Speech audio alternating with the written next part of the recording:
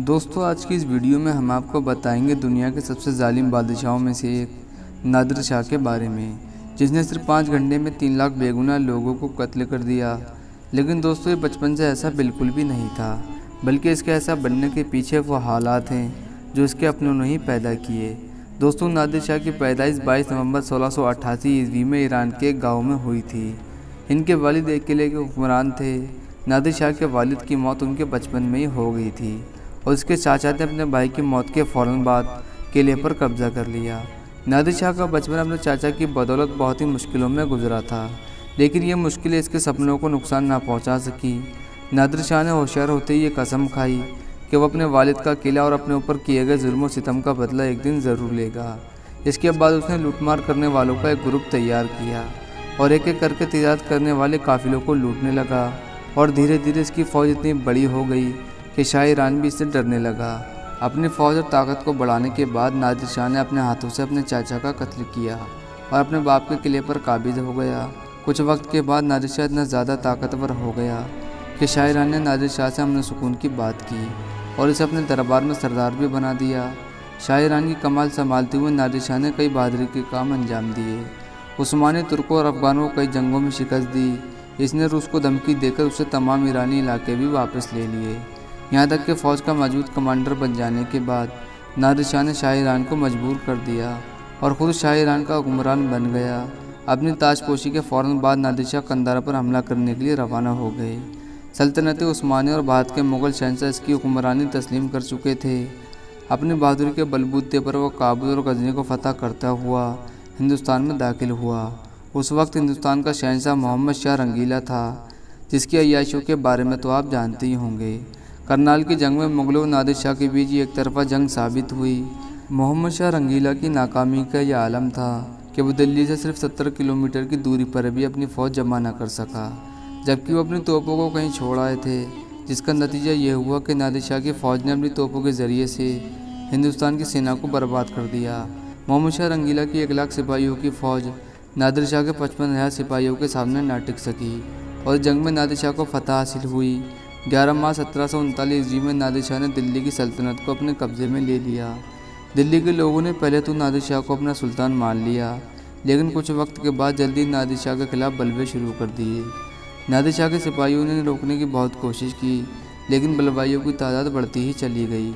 उन्होंने जगह जगह पर आग लगाना शुरू कर दी और नादिर शाह की फ़ौज के कई सिपाहियों को जिंदा जला दिया।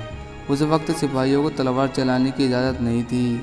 कुछ देर बाद नादिर शाह शहर के हालात को देखने के लिए निकला तो इस पर भी लोगों ने पत्थर फेंकना शुरू कर दिए। यहाँ तक कि मकानों की छत से इस पर बंदूक से भी हमला किया गया। इस बंदूक की गोली इसके बराबर में खड़े एक ईरानी सरदार को लग गई। ये देखकर नादिर शाह को इतना गुस्सा आया कि उसने उसी वक्त अपने सैनिकों को कत्लेआम का हुक्म दे दिया। इस हुक्म के साथ ही दिल्ली में लाशों का ढेर लग गया। इस कत्लेआम में नादिर शाह के सिपाहियों के सामने जो भी आता, चाहे वो मर्द हो या औरत, बच्चा हो या बूढ़ा, सबको कत्ल कर दिया जाता।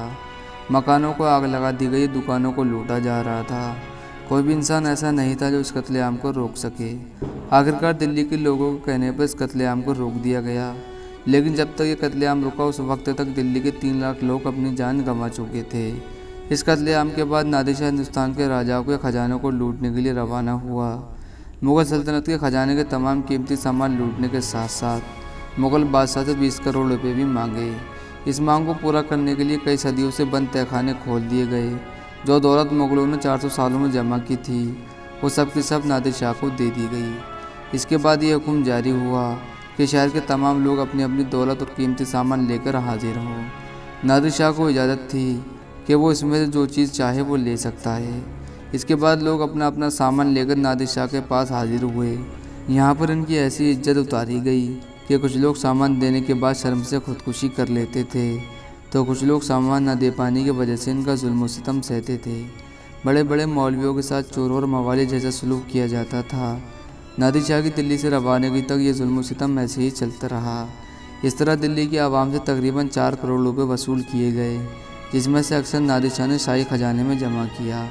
जब ये कुछ हिस्सा अपनी फ़ौज में बांट दिया और फिर इस कत्लेआम के बाद ईरान के सिपाहियों ने दिल्ली के सारे खेतों को अपने कब्जे में कर लिया था, जिसकी वजह से गेहूं का रेट 7 रुपये सेर तक जा पहुंचा। दोस्तों, उस दौर में 7 रुपये की कीमत आज के 70,000 रुपये से भी ज़्यादा थी। इसके बाद नादिर शाह ने मोहम्मद शाह रंगीला से मुलाकात की। मोहम्मद शाह रंगीला की खूबसूरत बेटी को पहले ही अपने बेटे नसरुल्लाह मिर्ज़ा के लिए उसका हाथ मांग चुका था। अब इसके बाद इसने मुग़ल बादशाह की पगड़ी, जिसमें कोहिनूर का हीरा मौजूद था, इसके सर से उतरवाकर खुद पहन ली। नादिर शाह जब दिल्ली से रवाना हुआ तो उसके साथ बेशुमार दौलत और कोहिनूर हीरा, इसके साथ साथ हज़ारों जंगी घोड़े हाथी मौजूद थे।